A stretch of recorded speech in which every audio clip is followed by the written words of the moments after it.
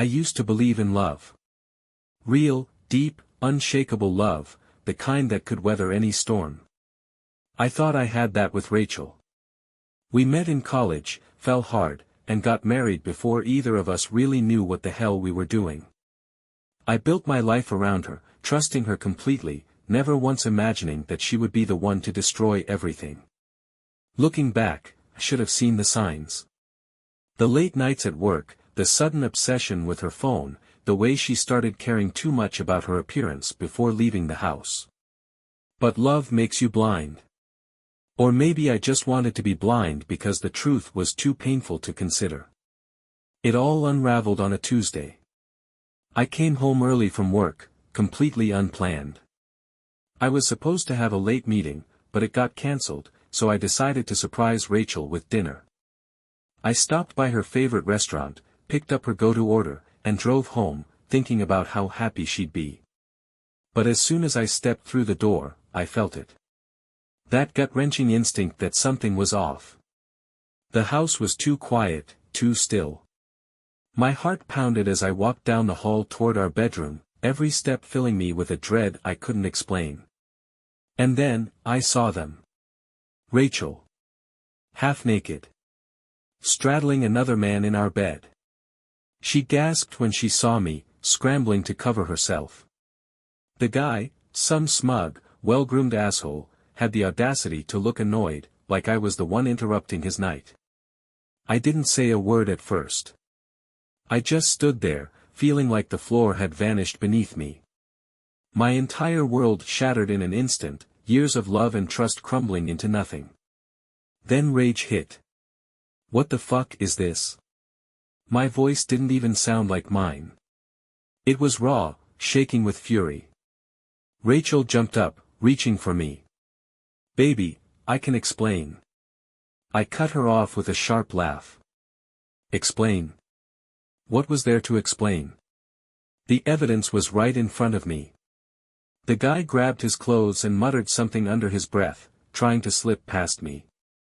Big mistake. I shoved him, hard. He stumbled back, hitting the dresser. Get the fuck out of my house, I growled. He didn't argue. He bolted, barely managing to get his pants on before disappearing out the front door. Rachel was crying now, pulling a sheet around herself. I'm so sorry. It was a mistake, please, let's talk. I shook my head. No. We're done. And I meant it. There was no coming back from this. No fixing it. No second chances. I turned away from her, my hands shaking, my heart breaking into pieces I'd never be able to put back together. This wasn't just the end of my marriage. This was the end of the man I used to be. The silence after she left was deafening. I stood there in the middle of our bedroom, my bedroom, surrounded by everything that used to mean something. The sheets were still rumpled, stained with betrayal. The scent of her perfume lingered in the air, mixing with the disgust curling in my stomach. I don't know how long I stood there. Maybe minutes. Maybe hours. My brain felt like it had short-circuited, stuck in a loop of disbelief and rage. Rachel had begged me to talk, to let her explain. But what was there to explain? She knew exactly what she was doing. She made a choice that had nothing to do with love or loyalty. By the time I finally moved, my hands were numb from clenching into fists. I grabbed a duffel bag and started throwing her shit into it. Clothes. Makeup. Whatever I could find. I didn't care if I missed something. I just wanted her gone. When I was done, I walked out of the house and tossed the bag onto the front porch. I didn't want to see her again. Not tonight. Not ever.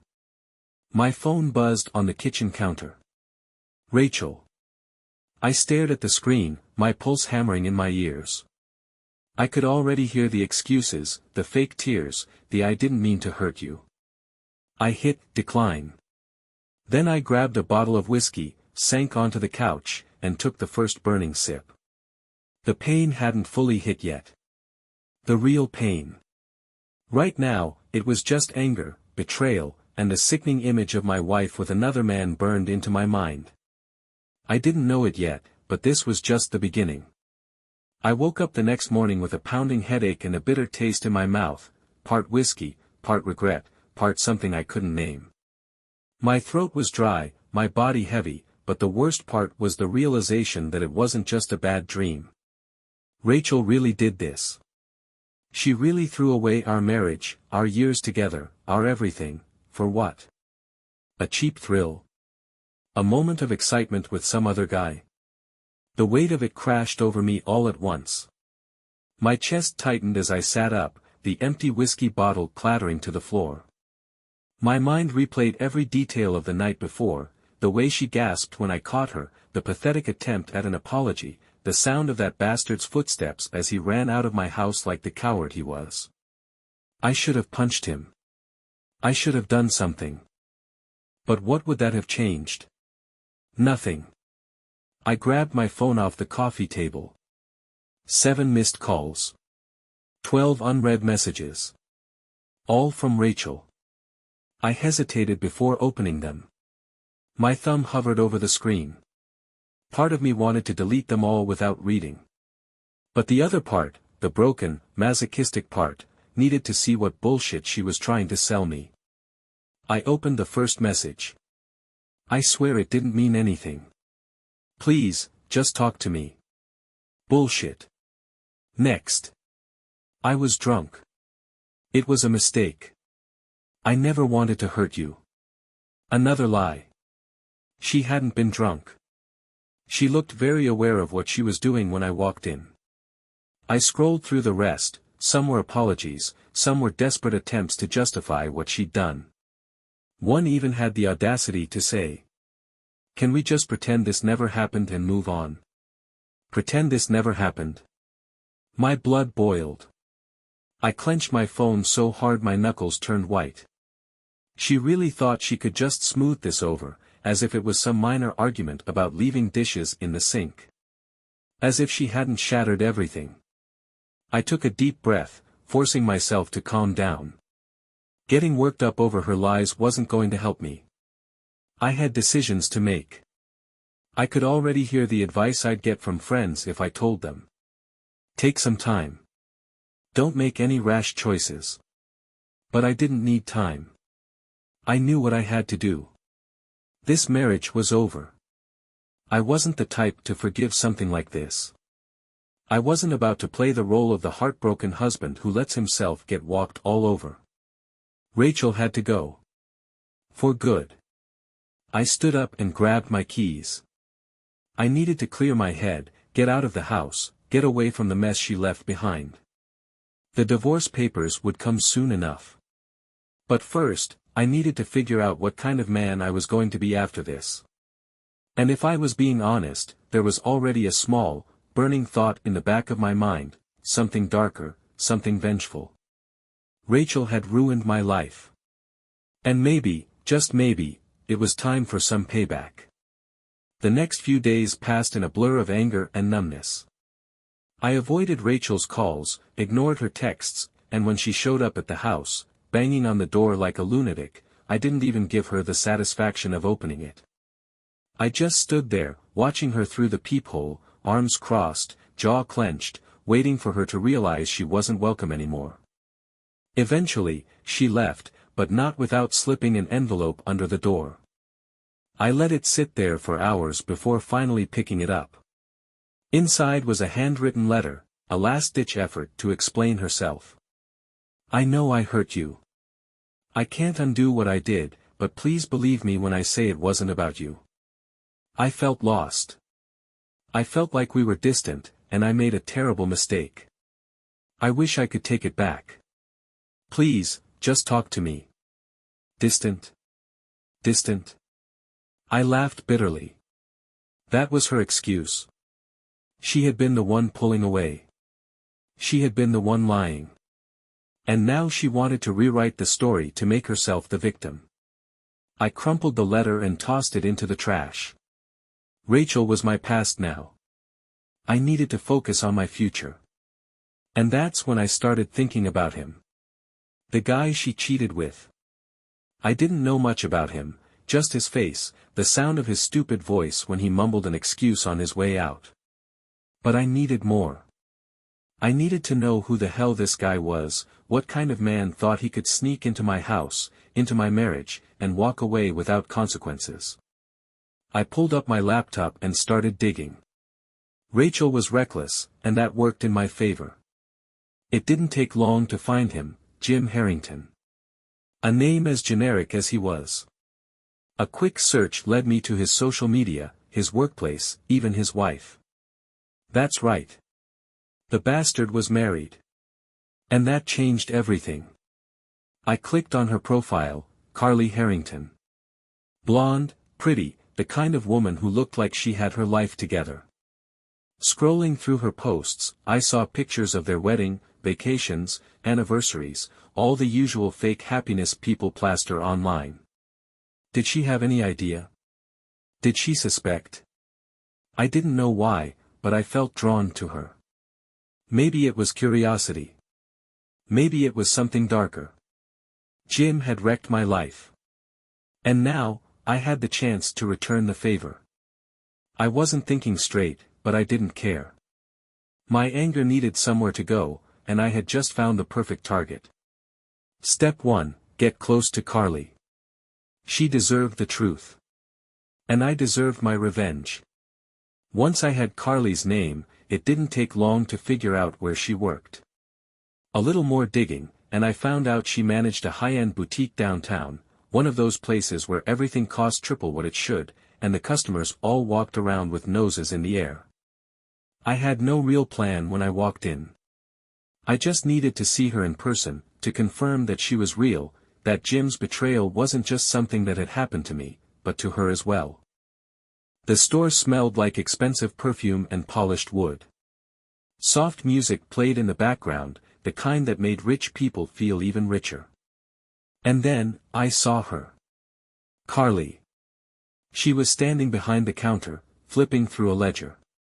In person, she looked even more put together than in her pictures, her hair in loose waves, a simple but elegant dress that probably cost more than my rent. She had the look of someone who had everything under control. But I knew better. I took a deep breath and walked toward her. She glanced up as I approached, giving me a polite but distant smile, the kind you give to a stranger you expect to sell something to. "Hi," she said, her voice smooth but professional. "Can I help you find something?" I hesitated for half a second before saying, "Actually, I think we have something in common." Her brow furrowed slightly, the confusion obvious in her eyes. "I'm sorry." I leaned in just a little, lowering my voice. "Your husband, Jim. He's been sleeping with my wife." There it was, that flicker of emotion behind her carefully controlled expression. Shock. Pain. And then, just as quickly, she locked it down. I don't know what you're talking about." "Yes, you do." I pulled my phone from my pocket and opened a picture, one I had taken from Rachel's messages.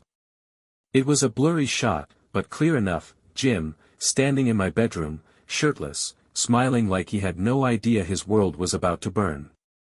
Carly's face went pale. She took a sharp breath, pressing a hand to the counter like she needed to steady herself. "No," she whispered. "That's not possible."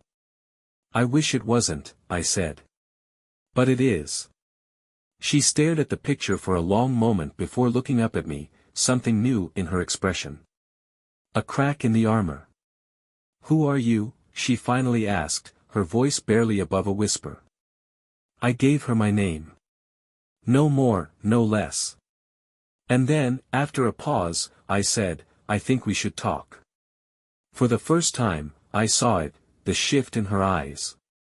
Not just heartbreak. Not just disbelief. But something darker. Something that looked a lot like revenge. Carly didn't answer right away. She just stood there, gripping the edge of the counter like it was the only thing keeping her upright. I could see the internal war happening in her mind, the desperate need to deny what was right in front of her versus the gnawing suspicion that had probably been there all along. She finally exhaled sharply, her fingers tightening. "Not here," she said, her voice controlled but laced with something raw. "There's a coffee shop around the corner.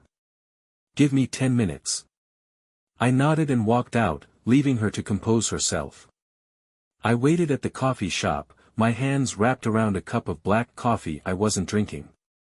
My heart was still pounding, but not from nerves. From adrenaline. This was the first time since discovering Rachel's betrayal that I felt something other than rage or despair. This was purpose. Carly showed up exactly 10 minutes later. She had changed out of her work blazer, but otherwise, she still looked like someone who had everything under control. Except now, I knew better. She sat down across from me, folded her hands together, and looked me dead in the eye. "Tell me everything." And so I did. I told her about how I caught Rachel and Jim together, how Rachel tried to spin it like some kind of meaningless mistake. I told her about the texts, the phone calls, the desperate attempts to fix something that was beyond repair. I didn't sugarcoat it. Carly listened, her expression unreadable, but I could see her hands trembling slightly as she gripped her coffee cup. When I finished, she sat back in her chair and let out a slow, shaky breath. "I should have known," she murmured. "I did know. She shook her head. "I told myself I was imagining things. That I was paranoid. But things haven't been right between us for months." I leaned forward.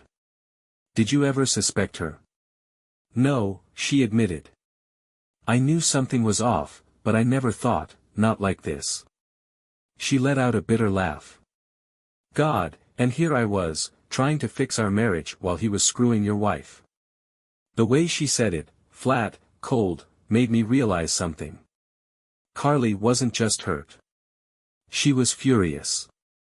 And that's when the idea took shape. "We don't have to let them get away with it," I said carefully. She looked up at me, her blue eyes sharp. "What are you saying?" "I'm saying they deserve consequences." I let the words hang between us. "They thought they could do this to us and walk away clean. But they don't get to." She didn't respond right away, but I saw it, the flicker of something dark in her eyes, the shift in her expression. And then, finally, she nodded. "Tell me what you have in mind." That was all I needed. The revenge had begun. Carly and I sat in that coffee shop for over an hour, picking apart every detail of our broken marriages, dissecting the lies we had been fed. The more we talked, the clearer it became, our spouses hadn't just betrayed us. They had made fools of us. That wasn't something either of us could let slide. By the time we walked out, the foundation of our revenge was set. Carly wasn't just angry, she was strategic. While I had been blinded by raw rage, she had already started thinking 3 steps ahead. "First things first," she said, slipping on her sunglasses as we stepped onto the sidewalk. "I need proof." "You don't believe me?" I asked, raising an eyebrow. She shot me a sharp look. "I believe you.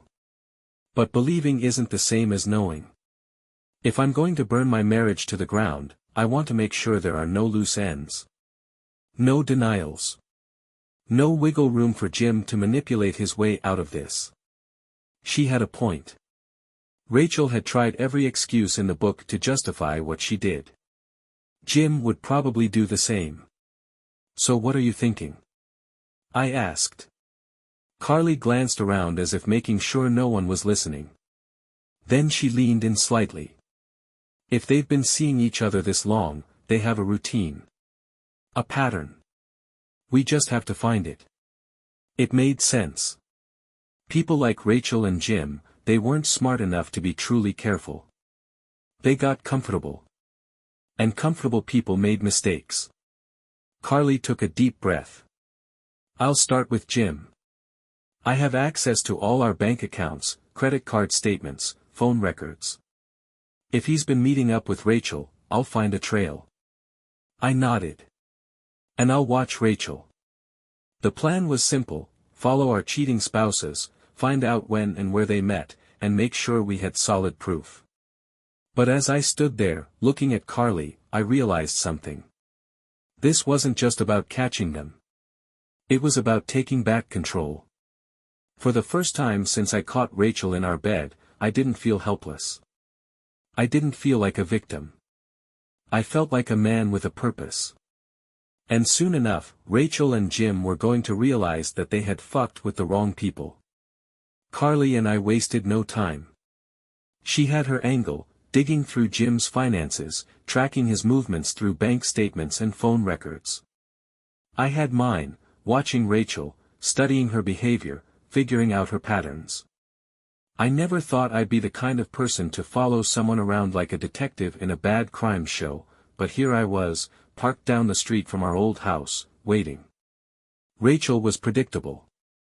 She worked the same hours, went to the same gym, and even grabbed coffee from the same overpriced cafe every morning.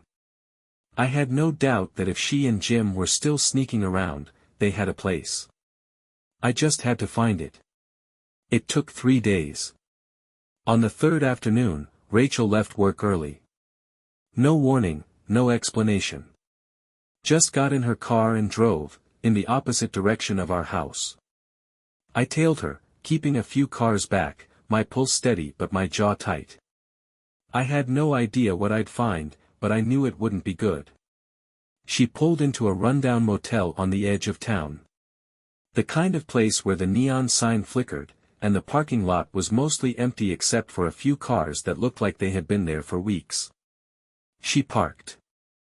And a minute later, another car pulled in. Jim.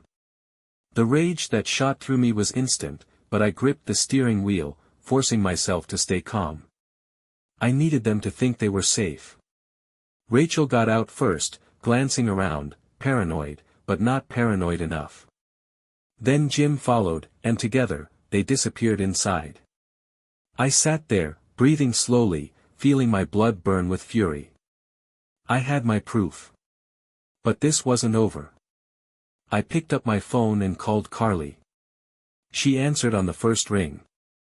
"They're at the Crescent Motel off Highway 9, I said, my voice low and controlled. I just watched them walk inside. There was a brief silence before Carly spoke, her voice just as calm as mine. Good. I just finished pulling Jim's bank statements. He booked that motel last week too. That meant it wasn't a one-time thing. This was their spot." I exhaled, gripping my phone. "What's next?" Carly didn't hesitate. "Now. We set the trap." A slow, dark smile curled on my lips. They thought they were safe. They thought they were getting away with it. They had no idea what was coming. The moment Carly and I confirmed their meeting spot, the plan started to take shape. There was no hesitation, no second guessing. They had been careless, thinking they were untouchable. It was time to remind them that every action had consequences. Carly was methodical. She spent the next day calling in favors, reaching out to contacts I didn't even know she had.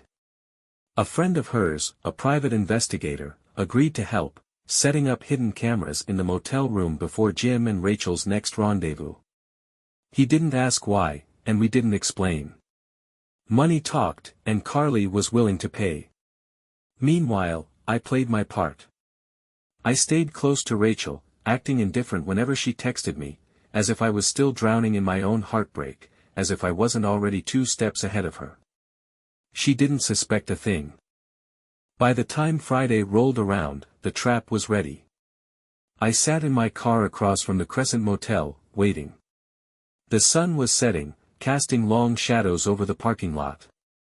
My pulse was steady, my hands relaxed. I wasn't nervous. I was ready. At exactly 6:47 p.m., Rachel's car pulled in. She didn't even hesitate.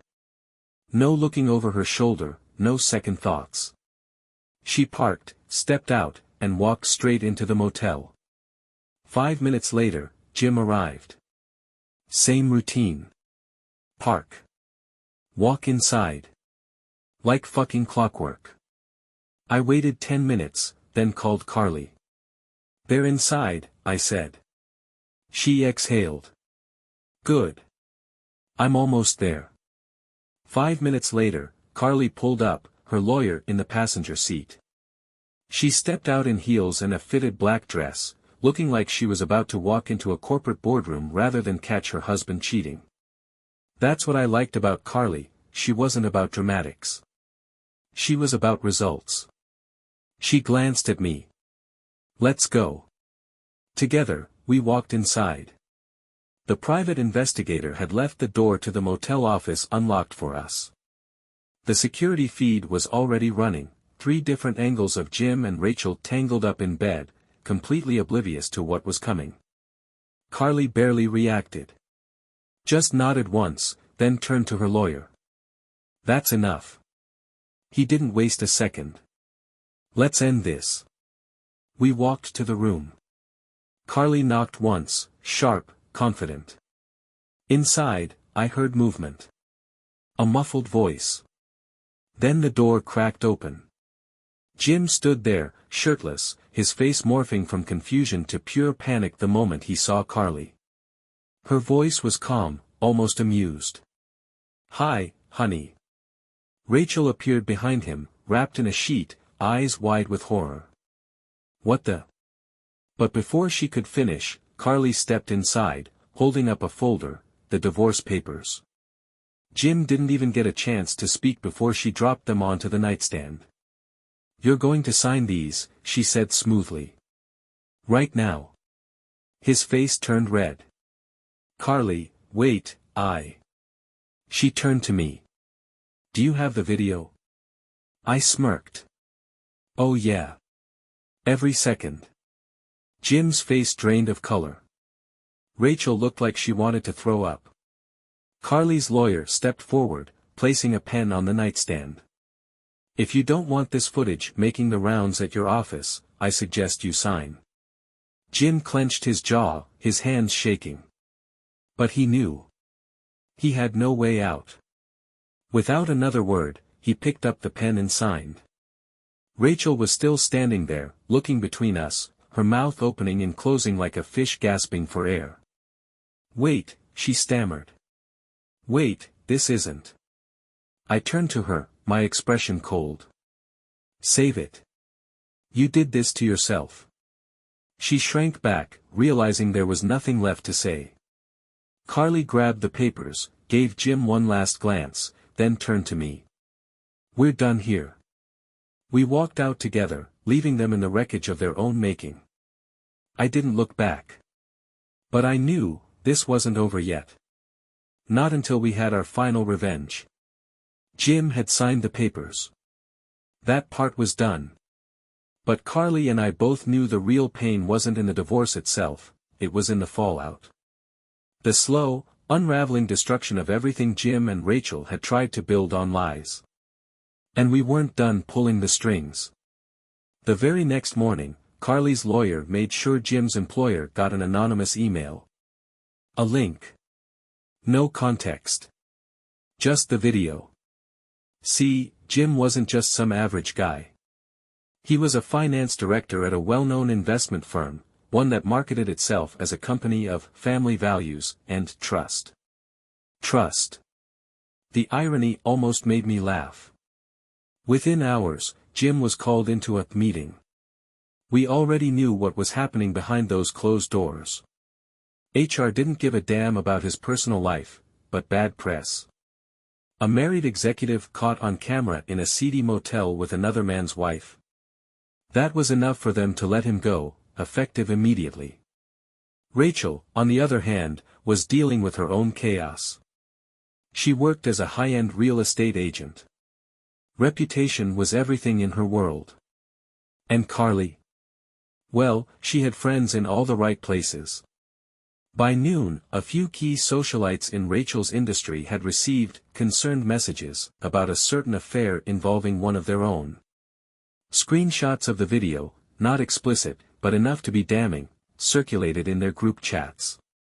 Rachel had no idea what hit her. By the end of the day, she had lost 2 major clients. The house of cards was collapsing. I didn't need to check in on Rachel to know how she was taking it. I could imagine the panic. The desperate phone calls. The realization that the life she had destroyed was now crumbling beneath her feet. She had taken everything from me. Now, she had nothing. That night, Carly and I met for drinks. We clinked our glasses together, watching the city skyline from the rooftop bar. "To new beginnings," she said, smirking over the rim of her glass. I smirked back. "And to well-deserved endings." The revenge wasn't just about them anymore. It was about us, about taking back control, about rewriting the story they thought they had already finished. And we weren't done yet. Not until the final curtain fell. Rachel called me that night. I let the phone ring, watching her name flash on the screen, feeling nothing. Not anger. Not sadness. Just satisfaction. Then, out of curiosity, I played the voicemail. Her voice was frantic, broken. "Please. I don't know what's happening. My clients dropped me, people are talking, and, did you do this?" A shaky breath. "I made a mistake, but I didn't deserve this. We didn't deserve this." I almost laughed. "We?" There was no we anymore. I deleted the voicemail. No reply. No closure. She was finally feeling the weight of what she had done. And I was just getting started with my new life. The next morning, Rachel showed up at my door. I heard the knocking first, rapid, frantic. I ignored it at first, sipping my coffee, waiting for her to give up. But she didn't. After a full minute of relentless pounding, I sighed, stood up, and opened the door. Rachel stood there, her eyes red and swollen, hair disheveled like she hadn't slept. The woman who used to walk around with confidence now looked wrecked. "Please," she whispered. "Just talk to me." I leaned against the doorframe, arms crossed. "About what?" Tears filled her eyes. "Everything is falling apart. My job. My reputation. People are treating me like I'm some homewrecker." I arched an eyebrow. "You are a homewrecker." Her lip trembled. "I made a mistake, okay. But this? This is cruel." She wiped at her eyes, her hands shaking. "You're punishing me. I get it. But can't we just stop this now? Can't we just move on?" I let out a humorless laugh. "Move on? You had your chance to move on when you were sneaking around behind my back. Now you want mercy?" I shook my head. "Not happening." Her face crumpled, and for a second, I thought she might collapse right there on my porch. Then, her sadness twisted into anger. "You're just bitter," she spat. "You think ruining my life is going to fix yours?" I met her glare with an icy stare. "No, Rachel. But it sure as hell makes it better." Her mouth opened like she wanted to say something else, but she stopped herself. She must have realized there was nothing left to say. Without another word, she turned and walked away, shoulders hunched in defeat. I watched her go, feeling nothing but satisfaction.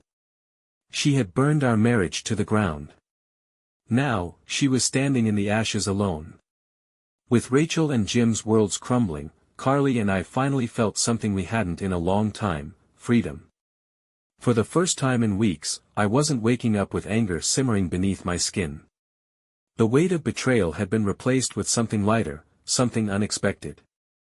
Carly and I started spending more time together, not just planning revenge but actually living. Late-night drinks turned into long conversations. Conversations turned into laughter. It wasn't just about our shared pain anymore. It was about us. One night, after dinner, she looked at me with something different in her eyes. Something softer. "We did what we needed to do," she said, swirling the wine in her glass. "But now what?" I held her gaze, knowing exactly what she meant. I leaned in, my voice steady. Now, we stop looking back. And for the first time in a long time, I meant it. The weeks that followed felt surreal. What started as a shared mission for revenge had turned into something real. Something I never expected. Carly and I weren't just two people licking our wounds anymore, we were building something new. Something genuine. On Christmas Eve, under the soft glow of city lights, I took her to a quiet rooftop restaurant. Snowflakes drifted lazily through the air, the world hushed in that peaceful way only winter nights could bring. She looked beautiful, wrapped in a sleek black coat, her cheeks flushed from the cold. I reached for her hand, my heart pounding, but not from nerves. From certainty. "Carly," I said, holding her gaze. "We've been through hell, and somehow, we ended up here. Together." She smiled, eyes glistening. "Yeah. We did." I took a deep breath, pulled a small velvet box from my pocket, and opened it. Her breath hitched.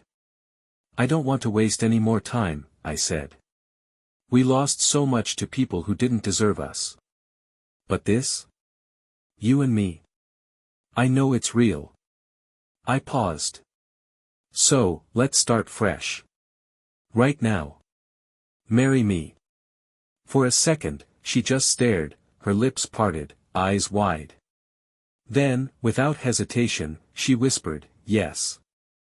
I slid the ring onto her finger, and she laughed, a real, joyful sound, before pulling me into a deep kiss. We weren't just two people broken by betrayal anymore. We were two people choosing something better. 1 week after our wedding, Carly and I attended a New Year's Eve gala. A high-profile event, filled with people who knew Jim and Rachel. We weren't there just to celebrate our fresh start. We were there to end this story the right way. Carly looked stunning in a sleek red dress, confidence radiating from her like she owned the entire room. And in a way, she did. Because tonight, she was in control. We spotted Jim first, standing near the bar, drinking like a man whose life had fallen apart, which, of course, it had. He saw us, and his face twisted in bitterness. Then came Rachel. She looked tired. Like someone who had finally realized that every move she made had led her straight to rock bottom. I almost felt bad for her. Almost. Carly, ever the strategist, made the first move. She walked past Jim, close enough for him to smell her perfume, and in a subtle, calculated motion, slipped something into my suit pocket. Jim noticed. His eyes narrowed, his fists clenched. He had no idea what she had given me, but he thought he did. That was the final dagger. The suggestion that Carly and I had everything he lost. The tension boiled over at midnight. As the crowd cheered, fireworks exploding outside, Jim shoved past me with a glare that could have killed. I just smirked. Rachel, standing off to the side, looked at me with regret written all over her face. But it was too late for regret. I turned to Carly, pulled her close, and kissed her as the clock struck 12. The perfect ending. We didn't just survive betrayal. We won. And for the first time in a long time, I was truly free.